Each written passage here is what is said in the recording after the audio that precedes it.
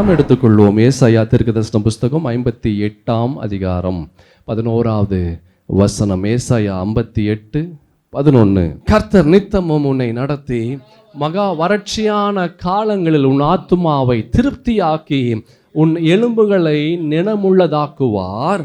நீ நீர்ப்பாய்ச்சலான தோட்டத்தை போலவும் வற்றாத நீரூற்றை போலவும் இருப்பாய். This is one of the best blessings God can ever give to his people. மிக சிறந்த ஒரு ஆசீர்வாதத்தை ஆண்டவர் இந்த மாதத்திலே நமக்கு கொடுத்திருக்கிறார். எத்தனை பேர் விசுவாசிக்கிறீங்க? அல்லேலூயா. ஒவ்வொரு நாளும் நாம் ஆண்டவரை நாம் மகிமைப்படுத்தும் போது அவர் நம் வாழ்க்கையில் வைத்த ஆசீர்வாதத்தை நாம் சுதந்தரிக்கக்கூடிய ஒரு நிலைக்குள்ளாக ஒரு மனிதனுடைய வாழ்க்கை கடந்து வருகிறது. சூழ்நிலை சொல்லும், யூ cannot do this. நிச்சயமாக உன்னால் இது செய்ய முடியாது, நிச்சயமாக இந்த காரியங்கள் நடக்காது என்று சூழ்நிலை சொல்லும். ஏன் உங்கள் மனசு கூட சொல்லும், எப்படி உன்னால் இது செய்ய முடியும் என்று. அல்லேலூயா. நமக்கு செய்ய முடியாததை, சூழ்நிலை செய்ய முடியாததை ஆண்டவராகிய கர்த்தர் அவர் நமக்கு செய்து முடிப்பார். அல்லேலூயா. அதுதாங்க ஆண்டவர், அதுதான் ஆண்டவர். That is the power of God. அதுதான் கர்த்தருடைய வல்லமை, அதுதான் கர்த்தருடைய வல்லமை. இந்த வசனத்தை பார்த்தோம். கர்த்தர் நித்தமும் உன்னை நடத்தி மகா வறட்சியான காலங்களில் உன் ஆத்துமாவை என்ன செய்வார்? திருப்தி ஆக்குவார். உன் எலும்புகளை நினமுள்ளதாக்குவார். நீ நீர்ப்பாய்ச்சலான தோட்டத்தை போலவும் வற்றாத நீரூற்றை போலவும் இருப்பா. இந்த வசனத்தில் 4 விஷயங்களை பார்க்க முடியும். கர்த்தர் நித்தமும், நம்பர் 1, கர்த்தர் நித்தமும் உன்னை நடத்தி, he will guide you. முதலாவது, கர்த்தர் உன்னை நித்தமும் நடத்துவார், he will guide you. 2வது, மகா வறட்சியான காலங்களில் உன் ஆத்துமாவை திருப்தியாக்குவார், he will satisfy you. முதலாவது he will guide you, 2வது he will satisfy you, 3வது உன் எலும்புகளை நினமுள்ளதாக்குவார், he will strengthen you, 4வது நீ நீர்ப்பாய்ச்சலான தோட்டத்தை போலவும் வற்றாத நீரூற்றை போலவும் இருப்பாய், he will bless you abundantly. அதாவது முதலாவது he will guide you, he will satisfy you, he will strengthen you, 4வது he will bless you. அல்லேலூயா. ஆமென். நல்லா கவனமாக கேளுங்க. 4 விதமான ஆசீர்வாதத்தை அவருடைய ஜனங்களுக்கு ஆண்டவராகிய கர்த்தர் தருகிறார். ஆமென். இது யாருக்கு அப்படின்னா, சும்மாவே இருக்கிறவங்களுக்கு இப்படிப்பட்ட ஆசீர்வாதம் இல்லை. ஆமென். நம் இஷ்டம் போல நம்முடைய வாழ்க்கை வாழ்ந்தா இந்த ஆசீர்வாதம் இல்லை. பெரிய ஆசீர்வாதம் பெரிய காரியங்களை செய்யும்போது ஒரு கிறிஸ்தவன் பெற்றுக்கொள்ளுகிறான். ஆமென். இந்த மாதத்தில் ஆண்டவர் நம்மை வழிநடத்தி நம்மளை திருப்தியாக்கி நம்மை பலப்படுத்தி நம்மை ஆசீர்வதிக்கணும் அப்படின்னா என்ன செய்யணும்? என்ன செஞ்சால் இப்படிப்பட்ட ஆசீர்வாதத்தை பெற்றுக்கொள்ள முடியும்? எடுத்துக்கொள்வோம். 58ஆம் அதிகாரத்தில் 1-2 வசனங்கள் வாசிக்கலாம். சத்தமிட்டு கூப்பிடு, அடக்கி கொள்ளாதே, எக்காலத்தை போல் உன் சத்தத்தை உயர்த்தி என் ஜனத்திற்கு அவர்கள் மீறுதலையும் யாக்கோபின் வம்சத்தாருக்கு அவர்கள் பாவங்களையும் தெரிவி. சொல்லிட்டு அடுத்தது பாருங்க, அடுத்த வசனம். தங்கள் தேவனுடைய நியாயத்தை விட்டு விலகாமல் நீதியை செய்து வருகிற ஜாதியாரை போல் அவர்கள் நாடோறும் என்னை தேடி என் வழிகளை அறிய விரும்புகிறார்கள். நீதி நியாயங்களை என்னிடத்தில் விசாரித்து தேவனிடத்தில் சேர விரும்புகிறார்கள். அல்லேலூயா. என்ன செஞ்சா தேவனுடைய ஆசீர்வாதத்தை நாம் பெற்றுக்கொள்ள முடியும்? 4 விதமான ஆசீர்வாதங்களை பார்த்தோம். என்னென்ன பார்த்தோம்? முதலாவது, நம்மை வழி நடத்தணும். இந்த மாதத்தில் ஒவ்வொரு நாளும் ஆண்டவர் நம்மை வழி நடத்தணும். ஆண்டவர் வழி நடத்தலைன்னா நம்மளால் எதுவுமே செய்ய முடியாது. ஏன்? நமக்கு அந்த அளவுக்கு ஞானம் இல்லை. ஏன்னா அடுத்த நிமிஷம் என்ன நடக்க போகுதுன்னு நமக்கு தெரியாது. அல்லேலூயா. அதான் நான் உங்களுக்கு சொன்னேன், ஆண்டவர் நித்தமும் நம்மை நடத்தணும். கர்த்தர் நித்தமும் நம்ம நடத்தலை அப்படின்னா ஒரு மனிதனுடைய வாழ்க்கை கேள்வியாக மாறும். அல்லேலூயா. ஆமென். அந்த வசனம் 58ஆம் அதிகாரத்தில் 11வது வசனத்தை பார்த்தோம். கர்த்தர் நித்தமும் நடத்தணும். வறட்சியான காலங்களிலே நம் ஆத்துமாவை திருப்தியாக்கணும். எலும்புகளை எல்லாம் என்ன செய்யணும்? அவர் பலப்படுத்தணும், நினமுள்ளதாக்கணும். நீர்ப்பாய்ச்சலான தோட்டத்தை போல வற்றாத நீரூற்றை போல நம்ம இருக்கணும். இதெல்லாம் செய்யணும் அப்படின்னா முதலாவது தேவனுடைய நியாயத்தை விட்டு விலகாமல் இருக்கணும். நம்பர் 1. நம்பர் 1, இந்த 4 ஆசீர்வாதங்களை பெற்றுக்கொள்ள வேண்டும் என்றால் இந்த மாதத்திலிருந்து ஆண்டவருடைய வருகை பரியந்தம் இந்த 4 விதமான ஆசீர்வாதத்தை ஒரு கிறிஸ்தவன் பெற்றுக்கொள்ள வேண்டும் என்றால், முதலாவது தேவனுடைய நியாயத்தை விட்டு விலகாமல் இருக்கணும். அல்லேலூயா. எரேமியா தீர்க்கதரிசன புஸ்தகம் 5ஆம் அதிகாரம் 1ஆம் வசனத்திலிருந்து 3ஆம் வசனமுடைய வாசிப்போம். நியாயம் செய்கிற மனுஷனை கண்டுபிடிப்பீர்களோ என்றும், சத்தியத்தை தேடுகிறவன் உண்டோ என்றும் எருசலேமின் தெருக்களிலே திரிந்து பார்த்து விசாரித்து அதன் வீதிகளிலே தேடுங்கள். காண்பீர்களானால் அதற்கு மன்னிப்பு தருவேன். என்ன ஒரு காரியத்தை ஆண்டவராகிய கர்த்தர் சொல்றாரு. நியாயம் செய்கிற மனுஷனை கண்டுபிடிங்கன்றாரு. அப்படின்னா நியாயம் செய்கிற மனுஷனே இல்லையா? அல்லேலூயா. நீதி நியாயங்களை செய்யக்கூடிய நபர்கள் இல்லையா? யாரை பார்த்து கேட்கிறாரு? கர்த்தருடைய ஜனங்களை பார்த்து கேட்கிறார். கர்த்தருடைய ஜனங்களை பார்த்து நீதியான, நியாயமான, சரியான காரியங்கள். அப்படின்னா என்ன அர்த்தம்னா, சரியான காரியங்கள், நல்ல காரியங்கள். ஏன் நல்ல காரியங்கள் செய்யக்கூடிய ஒரு ஆள் கூட இல்லையா? ஒரு ஆள் கூட இல்லையா? இதான் ஆபிரகாம் அவர் கேட்கிறார் ஆண்டவரிடத்துல, ஆண்டவரே 10 நீதிமான்கள். ஆதியாகமத்தின் புஸ்தகம் 18ஆம் அதிகாரத்தில் நம்ம பார்க்கும்போது பார்க்கிறோம் 10 நீதிமான்கள். 10 நீதிமான்கள். 32ஆம் வசனத்தை பாருங்க. ஆதியாகமத்தின் புஸ்தகம். அப்பொழுது ஆபிரகாம் ஆண்டவருக்கு கோபம் வராது இருப்பதாக, அது பாருங்க, கேட்கிறாரு பாருங்க, நான் இன்னும் இந்த ஒரு விஷயம் மாத்திரம் நான் பேசுகிறேன். ஆண்டவரே, இந்த ஒரே ஒரு தடவை நான் கேட்கிறேன்ப்பா, 10 நீதிமான்கள் அங்கே காணப்பட்டாலோ என்றான். எங்க சோதோம் குமாரால 10 நீதிமான்கள், 10 நல்லவங்க, கர்த்தர் எதிர்பார்க்கிற காரியத்தை செய்யக்கூடிய 10 பேர் இருந்தா நீங்க அழிக்காம இருப்பீங்களா? அதுக்கு ஆண்டவர் சொல்றாரு, 10 நீதிமான்களின் நிமித்தம் அதை அழிப்பதில்லை, நான் அழிக்க மாட்டேன். எத்தனை பேர் இருந்தா? 10 பேர் இருந்தா நான் அழிக்க மாட்டேன். அப்படின்னா 10 பேர் கூட கர்த்தருடைய காரியத்தை செய்யக்கூடியவன் இல்லை. அப்படின்னா 10 பேர் கூட நல்ல விஷயங்கள் செய்வது இல்லை.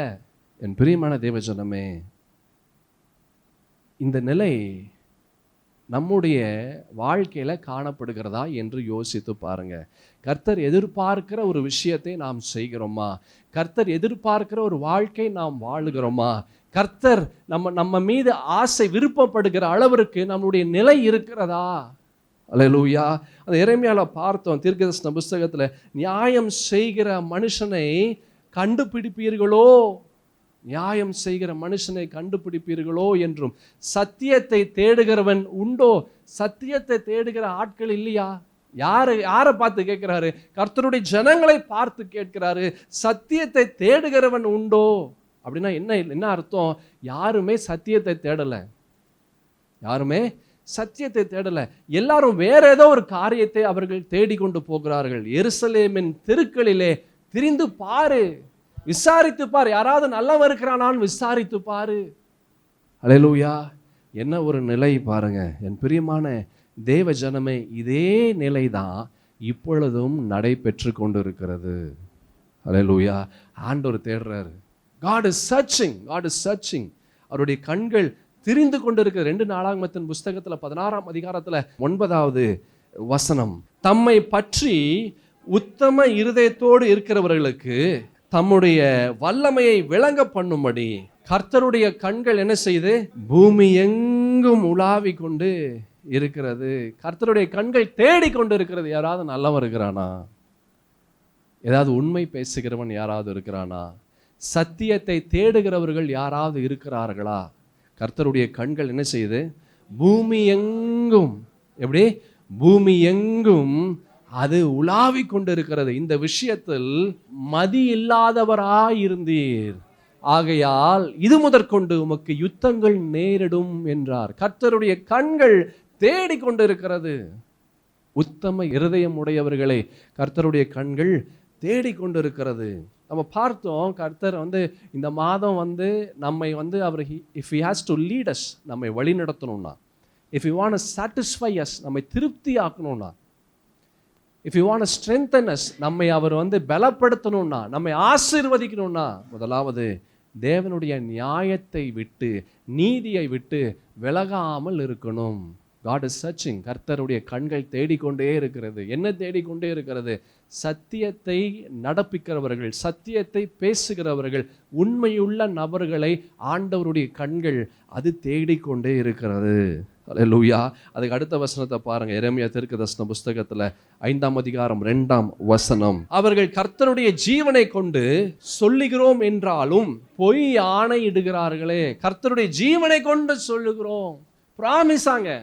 நல்லா கவனமாக கேளுங்க. நீங்கள் அது மாதிரிலாம் சொல்லவே கூடாது. காட் ப்ராமிஸுங்க, ஃபாதர் ப்ராமிஸுங்க, மதர் ப்ராமிஸுங்க. ஆண்டவர் சொல்ல என் நாமத்தை நீ என்ன செய்யக்கூடாது, நீ வீணிலே வழங்காதிருப்பாயாக, நீ அப்படி செய்யக்கூடாதுன்றாரு. அது பாவம். நீ காட் ப்ராமிஸு, ஜீசஸ் ப்ராமிஸு. சில பேர் அன்னைக்கு ஒரு நாள் ஒருவர் 2 பேர் பேசிகிட்டு இருந்தாங்க. அப்போது ஒரு போன வாரத்தில் ஒரு இடத்துக்கு போயிருந்தேன், ஒரு கிறிஸ்டியன் ஒரு இன்ஸ்டியூட்டுக்கு போயிருந்தேன். அப்போது நான் வாட்டி சும்மா நடந்துட்டு இருந்தேன். அப்போ 2 பேர் பேசுகிறேன். அவர் சொல்லுவாங்க, பரிசுத்த ஆவியானவர் மேலே சத்தியமாங்கன்றாங்க. பக்குனுச்சு எனக்கு. நீங்கள் காட் ப்ராமிஸ் போட்டாலே அதுக்குரிய அடி பெரிய அடியாக இருக்கும். எப்படி? காட் ப்ராமிஸ், ஆண்டவர் மேலே சத்தியமாங்க அப்படின்னு சொன்னாலே அடி பெருசு. அதில் அவன் பரிசுத்த ஆவியானவர் 2 பேர் பேசிகிட்டு இருக்கிறாங்க. நான் பார்க்குறேன், ஐயோ ஏன் இப்படி பேசுகிறாங்க, நான் போய் சொல்லலாமான்னு கூட நான் யோசித்தேன். அப்புறம் நான் சொல்லலாமா வேணாமா நானே எனக்குள்ளே கேட்டுக்கிட்டேன். வேணாம் நீ பேசாமல் வேலையை பார்த்துட்டு போன்ற மாதிரி இருந்துச்சு. நான் பேசாமல் வந்துட்டேன். பரிசுத்த ஆவியான மேலே சத்தியம்ன்றான். ஐயோ என் சகோதரா சகோதரி, தயவுசெய்து அப்படி செய்யாதீங்க, அப்படி செய்யாதீங்க. It is very dangerous, very very dangerous. என் நாமத்தை வீணிலே வழங்காது இருப்பாயாக அப்படின்னா என்ன அர்த்தம்? நீ அப்படிலாம் செய்யக்கூடாதுன்னு அர்த்தம். அது பாவமாய் மாறிவிடும். God promise, father promise, mother promise, அந்த ப்ராமிஸ், இந்த ப்ராமிஸ், எந்த ப்ராமிஸும் செய்யாத. அல்லேலூயா. கர்த்தருடைய ஜீவனை கொண்டு சொல்கிறோம் என்றாலும் பொய் ஆணையிடுகிறார்கள். கர்த்தருடைய ஜீவனை கொண்டு காட் ப்ராமிஸாங்க அப்படின்னு சொல்றாங்க. ஆனால் சொல்றது எல்லாமே என்னது? பொய்யாய் ஆணையிடுகிறார்கள். ஆமென். கர்த்தாவே உம்முடைய கண்கள் சத்தியத்தை அல்லவோ நோக்குகின்றது. அவர்களை அடிக்கிறீர், ஆனாலும் அவர்களுக்கு நோகாது. அவர்களை நிர்மூலமாக்குகிறீர், ஆனாலும் புத்தியை ஏற்றுக்கொள்ள மாட்டோம் என்கிறார்கள். தங்கள் முகங்களை கண்மலையை பார்க்கிலும் கெட்டியாக்கி திரும்ப மாட்டோம் என்கிறார்கள். அல்லேலூயா. என்னதான் சத்தியத்தை கேட்டாலும், என்னதான் பரிசுத்தத்தின் தேவனுடைய வார்த்தைகள் நமக்குள்ளாக ஈட்டிய போல உள்ள இறங்கினாலும் அந்த வார்த்தைக்கு செவி கொடுப்பதில்லை. அல்லேலூயா. கர்த்தருடைய நியாயத்தை விட்டு விலகாம இருந்தா ஆசீர்வாதத்தை பெற்றுக்கொள்ளலாம். கர்த்தருடைய நியாயத்தை விட்டு விலகி ஓடணும் அப்படின்னா ஆசீர்வாதத்தை பெற்றுக்கொள்ள முடியாது. சில பேர் சொல்லுவாங்க, நான் கர்த்தருடைய நியாயத்தை விட்டு நான் விலகவே இல்லைன்னு சொல்லுவாங்க வார்த்தையினால. இப்போ கொஞ்ச நேரத்துக்கு முன்னாடி பார்த்தா 2வது வசனம் என்ன செய்கிறாங்க? பொய்யாய் அவர்கள் ஆணையிடுகிறார்கள். வார்த்தை சொல்லுது ஆண்டவரோடு நான் இருக்கிறேன் என்று, ஆனால் வாழ்க்கை சொல்லலை ஆண்டவரோடு அவர்கள் இருக்கிறார்கள் என்று. அல்லேலூயா. ஆமென். பொய்யாய் ஆணையிடுகிறார்கள். பொய்யாய், பயங்கரமான பொய்யும் பித்தலாட்டமான காரியங்கள். வசனம் சொல்வது, கர்த்தாவே உம்முடைய கண்கள் சத்தியத்தை அல்லவோ நோக்குகின்றது. அவர்களை அடிக்கிறீர், ஆனால் என்ன செய்யல? அதை தொடச்சு போட்டுடுறாங்க. அது என்ன செஞ்சிடறாங்க? அதை தொடச்சு போட்டுடுறாங்க. அவர்களை நிர்மூலமாக்குகிறீர், ஆனாலும் புத்தியை ஏற்றுக்கொள்ள மாட்டோம் என்கிறார்கள். ஒரு மனிதனுடைய வாழ்க்கையில் சில கஷ்டங்கள் வருது. நான் நிறைய முறை சொல்லியிருக்கிறேன் உங்களுக்கு. ஒரு மனிதனுடைய வாழ்க்கையில் ஒரு கஷ்டம் வருது, ஒரு வேதனை வருது, ஒரு கடன் வருது, ஒரு வியாதி வருது, ஒரு போராட்டம் வருது, ஏதோ ஒன்று வருது. அது ஏன் வருதுன்னு முதல்ல யோசிக்கணும். அல்லேலூயா. அது ஏன் வருதுன்னு யோசிக்கணும். நான் என்ன தப்பு பண்ணேன்னு யோசிக்கணும். என் வாழ்க்கையில் இவ்வளவு கஷ்டம் வருது, இவ்வளவு வேதனை வருது, இவ்வளவு கடன் வருது, இவ்வளவு போராட்டம் வருது, இவ்வளவு பற்றாக்குறை வருது, ஏன் இந்த நிலை? இது வருகிற அளவிற்கு நான் என்ன செய்தேன்? முதலாவது you have to sit and you have to analyse. அது நீ உட்கார்ந்து அதை நீ யோசித்து பார்க்க வேண்டும். அதை யோசித்து பார்த்தோம் அப்படின்னா அதுக்குரிய விடை நமக்கு கிடைச்சிருச்சுன்னா நம்மை போல பாக்கியவான்கள் யாருமே இருக்க முடியாது. அல்லேலூயா. நிறைய பேர் அப்படி யோசிக்கிறது இல்லை. என்ன யோசிப்பாங்க? கர்த்தர் என்ன சோதிக்கிறாருங்க, கர்த்தர் என்ன சோதிக்கிறாரு. கர்த்தர் வசனம், யாக்கோபில் ஒரு அழகான ஒரு வசனம் இருக்குது, நல்லா கவனமாக கேளு. யாக்கோபில் ஒரு அழகான ஒரு வசனம் இருக்கு. 1ஆம் அதிகாரம் 13வது வசனம். சோதிக்கப்படுகிற எவனும் நான் தேவனால் சோதிக்கப்படுகிறேன் என்று சொல்லாதிருப்பானாக. ஆண்டவர் எங்க சோதிக்கிறாருங்க. ஆண்டவர் என்னை இவ்வளோ கஷ்டத்தை கொடுக்குறாருங்க. ஆண்டவர் என்னை இவ்வளோ போட்டு என்னை நசுக்கிறாருங்க. வசனம் சொல்லுது, சோதிக்கப்படுகிற எவனும் நான் தேவனால் சோதிக்கப்படுகிறேன் என்று சொல்லாது இருப்பானா. ஏப்பா நீ சொல்லாத, அப்படி நீ சொன்னீன்னா இன்னும் உனக்கு பிரச்சனை தான் வரும். தப்பான விஷயத்த நீ சொல்லாத, தப்பான விஷயத்த நீ சொல்லாத. நீயா ஒன்று யோசித்துட்டு அது இப்படிதான் இருக்கும் என்று நீ தப்பான விஷயத்தை நீ பேசாதே. உனக்கு அடிதான் விழும் ஆண்டவர் இடத்துல இருந்து. அல்லேலூயா. உனக்கு என்ன விழும்? ஆண்டவர் இடத்துல இருந்து உனக்கு அடிதான் விழும். சோதிக்கிற அந்த வசனம் பாருங்க, சோதிக்கப்படுகிற எவனும் நான் தேவனால் சோதிக்கப்படுகிறேன் என்று சொல்லாதிருப்பானாக. அவனே நினைச்சுக்கிறான், அவனுடைய கற்பனை என்ன கற்பனை? இது ஆண்டவர் தான் என்னை கஷ்டப்படுத்துறாரு, ஆண்டவர் தான் இப்படிப்பட்ட காரியங்களை செய்கிறாரு, கர்த்தருடைய அனுமதி இல்லாம வருமா, கர்த்தருடைய இது இல்லாம வருமா, அது இல்லாம வருமா, அவனா கற்பனை பண்ணி சில விஷயங்களை அவன் கொண்டு வருகிறான். Never ever do this. இந்த காரியத்தை செய்யாது. உன்னுடைய கற்பனைக்கெல்லாம் உயிர் கொடுக்காத, உன் கற்பனைகளுக்கு உயிரை கொடுக்காதே, அது உன்னை அழித்து விடும். ஹல்லேலூயா. ஆமென். பரிசுத்த வேதத்தில் அநேகர் வித்தியாசமான கற்பனைகளுக்கு எல்லாம் அவர்கள் கண்டார்கள். பலவிதமான கற்பனைகளை கண்டார்கள். அந்த கற்பனைகளுக்கெல்லாம் உயிர் கொடுத்தான், அவன் உயிர் எடுத்துருச்சு. எல்லா கற்பனையும் யாரெல்லாம் உயிர் கொடுத்தார்களோ எல்லா கற்பனையும் அவர்களுடைய உயிரை எடுத்தது. எத்தனையோ உதாரணங்கள் சொல்லலாம். பெஸ்ட் அந்த ஃபோர்மோஸ்ட் எக்ஸாம்பிள் ஆதாம் ஏவாள். அதுக்கு பிற்பாடு கேயாசி, அதுக்கு பிற்பாடு பீழையாம், நிறையா சவுல், பலவிதமான சவுல் என்ன நினச்சான், தாவீது அவ்வளோதான் வந்தானா அவ்வளோதான் நம்ம வாழ்க்கையே முடிஞ்சு போச்சு. தப்பான எண்ணம், தப்பான கற்பனை வாழ்க்கையை அழித்து விடும். நடக்காத ஒன்று நடந்ததை போல யோசிக்கக்கூடிய விஷயம். அல்லேலூயா. நடக்காத விஷயம், நடக்காத ஒன்று நடந்ததை போல நினைக்கக்கூடிய ஒரு காரியங்கள் மனிதனை அழித்து விடும்.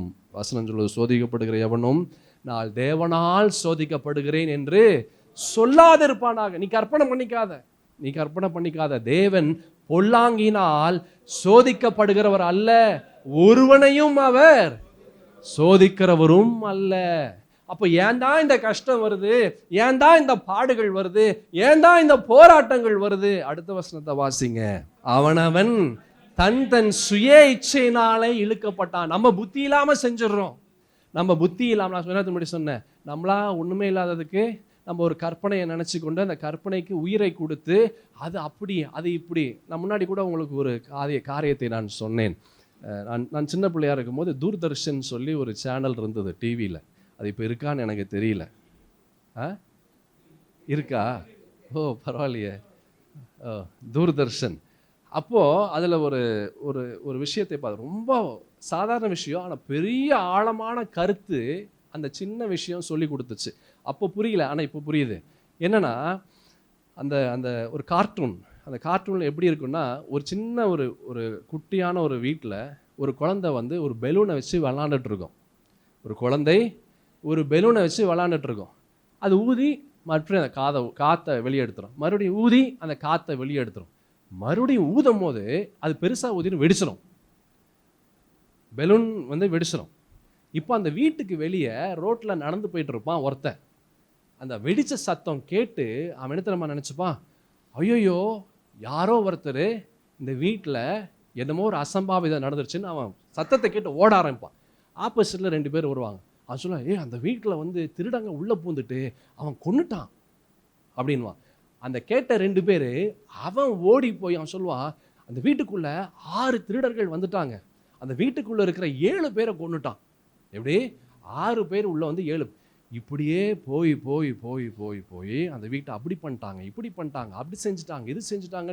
அப்படியே அந்த ஊரே திரண்டு போலீஸ் எல்லாம் ஃபயர் இன்ஜின் அது எல்லாம் ஒரு பெரிய ஒரு இராணுவமே உள்ளே வந்துடும். போலீஸ் கன்னு அது இதுன்னு எல்லாத்தையும் எடுத்துகிட்டு உள்ளே நுழைஞ்சு பார்த்தா அந்த அப்பாவும் அந்த அம்மாவும் அந்த குழந்தையும் உட்காந்துட்டு அந்த பெலூனை எப்படி சரி பண்ணுறதுன்னு பார்த்துட்டு இருப்பாங்க.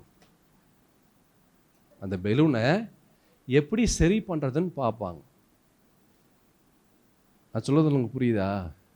அல்லேலூயா. இதே நிலைமை தான் அநேகருடைய வாழ்க்கையில் இருக்கிறது. ஒன்றுமே இருந்திருக்காது, ஒரு சாதாரண விஷயந்தான் இருந்திருக்கும். அந்த சாதாரண விஷயத்தை இவங்களா ஒரு கற்பனையை கொண்டு வந்துட்டு இவங்களா யூகிச்சுட்டு அது இப்படி இருக்கும், அது அப்படி இருக்கும் அப்படின்னு சொல்லி அப்படியே பெருசாகி பெருசாகி பெருசாகி பெருசாகி கடைசியில் உள்ளே போய் பார்த்தீங்கன்னா உள்ளே ஒன்றுமே இல்லை. அல்லேலூயா. வசனம் சொல்லுது, ரொம்ப அழகான ஒரு வசனம்.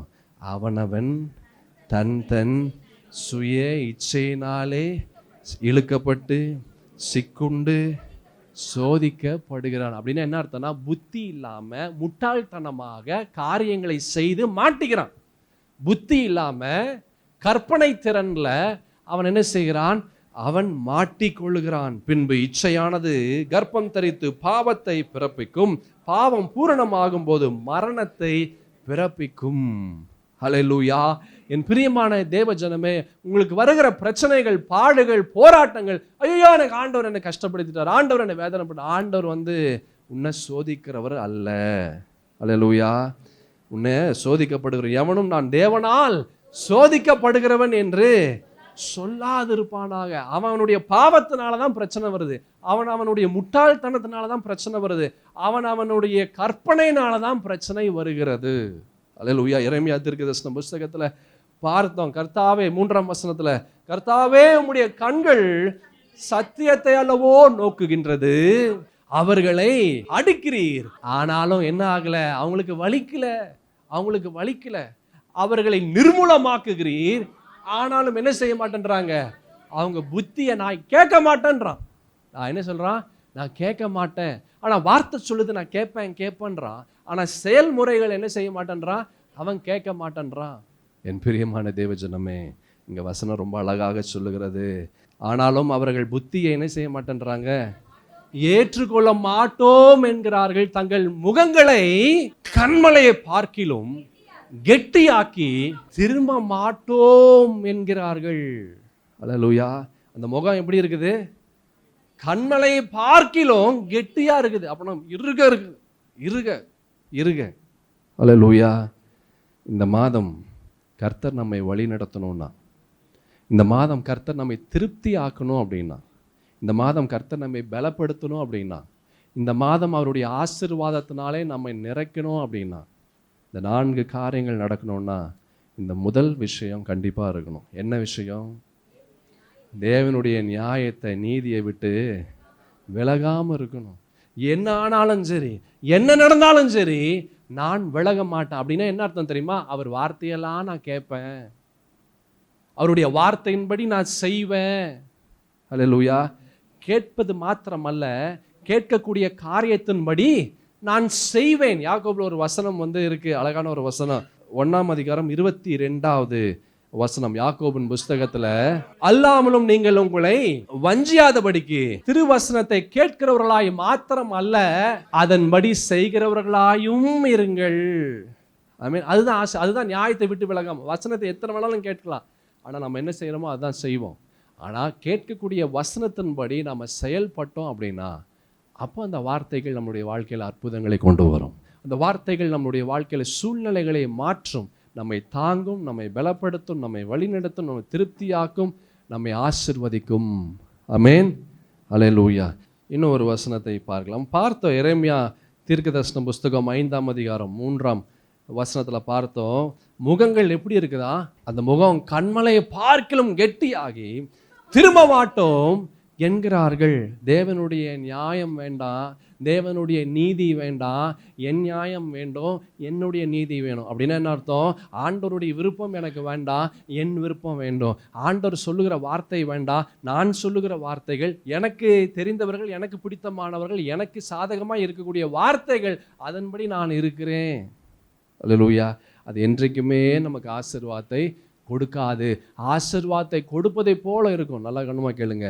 ஆசீர்வாதத்தை கொடுப்பதை போல இருக்கும், ஆனால் இருக்கிற எல்லா ஆசீர்வாதத்தையும், மொத்த ஆசீர்வாதத்தையும் அது எடுத்து விடும். எரேமியா தீர்க்கதரிசன புஸ்தகம் 2ஆம் அதிகாரம் 29ஆம் வசனத்தை பாருங்களேன். என்னோடு நீங்கள் என்ன செய்றீங்க? வழக்காடுவானேன், ஏன் என் கூட நீ சண்டை போடுற?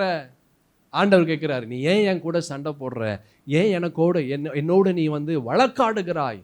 ஏன் என்னோடு நீ இப்படிப்பட்ட காரியங்களை நீ சொல்லி கொண்டு இருக்கிறாய்?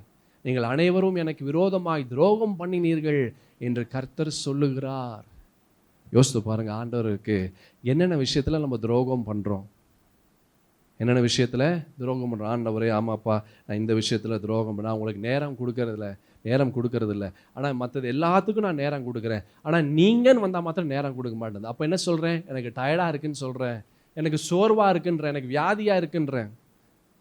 நான் உங்கள் விஷயத்தில் மாத்திரம் இந்த காரியத்தை நான் செய்கிறேன். ஆண்டவரே என்னை மன்னிங்க. ஆண்டவரத்தில் கேளுங்க, ரெக்கன்சைல், திரும்ப ஆண்டவர் இடத்துல வந்து ஒப்புரவாகுங்க. அதுதான் ஆசீர்வாதம். அல்லேலூயா. கர்த்தருக்கு விரோதமாய் நம்ம செயல்பட்டா, இல்லை கர்த்தர் சொல்வதை போல செய்யாம நாம் எதிர்பார்ப்பதை போல ஒரு வாழ்க்கையை வாழ்ந்தா ஒருபோதும் ஆசீர்வாதமா இருக்க முடியாது. அல்லேலூயா. reconcile with God. ஆண்டவர் இடத்துல ஒப்புரவாகுங்க. ஆண்டவர் இடத்துல கேளுங்க, அப்பா நான் எதுலப்பா உங்களுக்கு நான் விரோதமாக இருக்கிறேன், எனக்கு தெரிஞ்சது இவ்வளோ, எனக்கு தெரியாதது எவ்வளவோ எனக்கு தெரியல, ஆண்டவரை நீங்க எனக்கு சொல்லுங்க. அது சங்கீதத்தில் ஒரு அழகான ஒரு வசனம் இருக்கு, வேதனை உண்டாக்குகிற வழி இடத்துல உண்டோ என்று. ஆண்டவரே நான் எனக்கு காண்பீங்கப்பா, எனக்கு காண்பீங்க.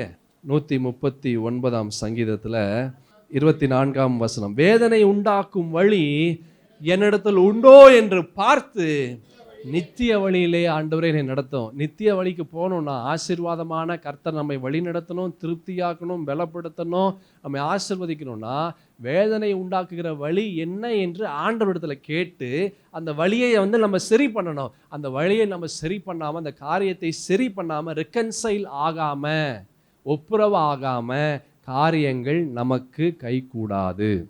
அல்லேலூயா. ஆமென். 51 சங்கீதத்தில் 1-2 வசனத்தை பாருங்களேன். தேவனே உமது கிருபையின்படி எனக்கு இரங்கும், உமது மிகுந்த இரக்கங்களின்படி என் மீறுதல்கள் நீங்க என்னை சுத்திகரியும். ஆண்டவரே என்னை சுத்திகரிங்கப்பா. ஆண்டவரத்தில் ஆண்டவர் என்னை சுத்திகரிங்க. வேதனை உண்டாக்குகிற வழி என்னன்று எனக்கு தெரியல, சிலதெல்லாம் எனக்கு தெரியுது, ஆனால் சிலதெல்லாம் எனக்கு தெரியல. தெரிஞ்சதை நான் சரி பண்ணிக்கிறேன், தெரியாததை நீங்க எனக்கு காண்பீங்க, தெரியாதது நீங்க எனக்கு காண்பீங்க. என்னை சுத்திகரிங்க.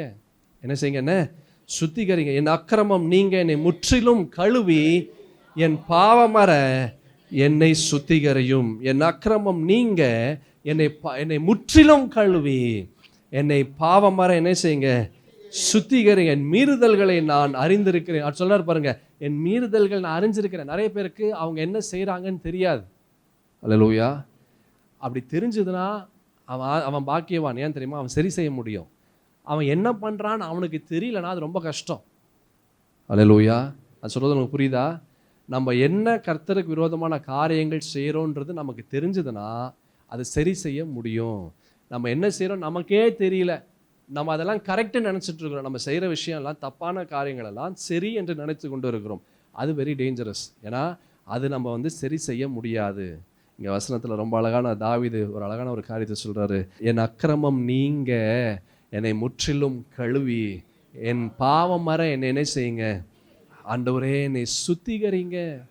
ஆண்டவரே என்னை சுத்திகரிங்கப்பா. ஆண்டவர் சொல்கிறாரு, நீங்கள் எல்லாம் எனக்கு விரோதமான காரியங்கள். எரேமியா தீர்க்கதரிசன புஸ்தகத்தில் ஆண்டவர் 2 வசனத்தில் நம்ம பார்த்தோம். இப்போ தான் ஆண்டவர் சொல்ல, நீங்கள் அனைவரும் எனக்கு விரோதமாக என்ன செஞ்சிட்டீங்க? துரோகம் பண்ணினீர்கள். ஆண்டவரிடத்தில் கேளுங்க, ஆண்டவரே நான் என்ன செஞ்சேன்னு எனக்கு சொல்லுங்கப்பா, நான் அதிலிருந்து நான் வெளியே வந்துடுறேன், அதை நான் சரி செய்கிறேன். ஆண்டவரே எனக்கு துணை நில்லுங்க, எனக்கு உதவியாக நில்லுங்க. ஆண்டவருடைய வார்த்தைகள் என்னை வந்து உமக்கு நேரே என்னை கொண்டு வரட்டும், சிலுவைக்கு நேரே என்னை ஆயத்தமாய் கொண்டு வர ஆண்டவரே என்னை நான் ஒப்பு கொடுக்கிறேன் என்று சொல்லுங்க. நிச்சயமாக என் தேவனாகிய கர்த்தர் அவருடைய இரத்தத்தினாலே உங்களை கழுவி அவருடைய வார்த்தை கொண்டு உங்களை பலப்படுத்தி அவருடைய சமாதானத்தினாலே அவருடைய சந்தோஷத்தினாலே முற்றிலும் உங்களை திருப்தியாக்க அவருக்கு வல்லமை உண்டு என்று எத்தனை பேர் விசுவாசிக்கிறீங்க? ஹல்லேலூயா. கர்த்தர் நித்தமும் உன்னை நடத்தி மகா வறட்சியான காலங்களில் உன் ஆத்துமாவை என்ன செய்வார்? அவர் திருப்தியாக்கி உன் எலும்புகளை எல்லாம் என்ன செய்வார்? நினமுள்ளதாக்குவார்.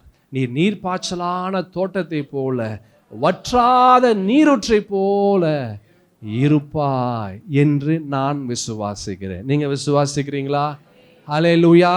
கர்த்தருடைய தேவனுடைய நியாயத்தை நாம் எடுத்துக்கொண்டு அந்த நியாயத்தை அந்த நீதியை விட்டு விலகாமல் இருக்கும்போது இப்படிப்பட்ட ஆசீர்வாதத்திற்குள்ளாக ஒரு கிறிஸ்தவனுடைய வாழ்க்கை கடந்து வரும்.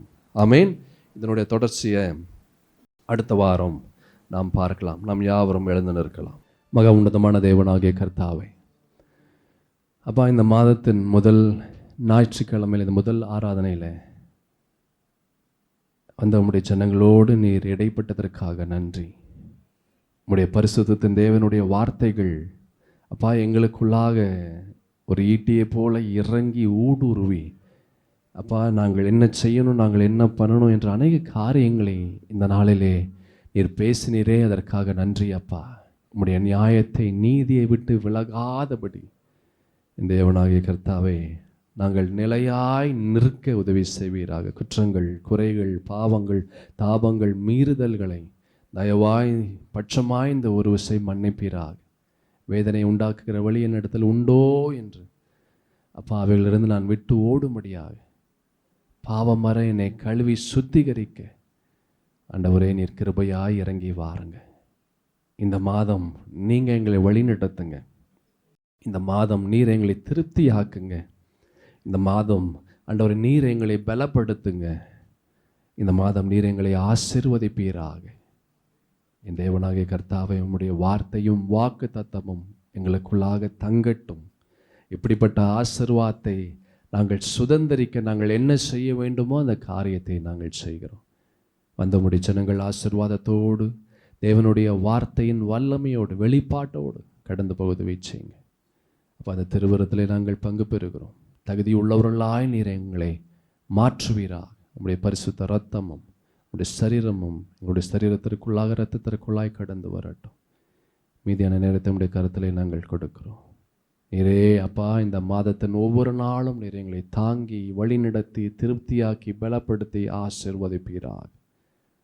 இயேசு கிறிஸ்துவின் மகா உன்னதமான பரிசுத்தமுள்ள வல்லமையுள்ள தூய்மையுள்ள பராக்கிரமுள்ள நாமத்தில் இந்த ஜெபத்தை ஏறெடுக்கிறேன் நல்ல பிதாவே.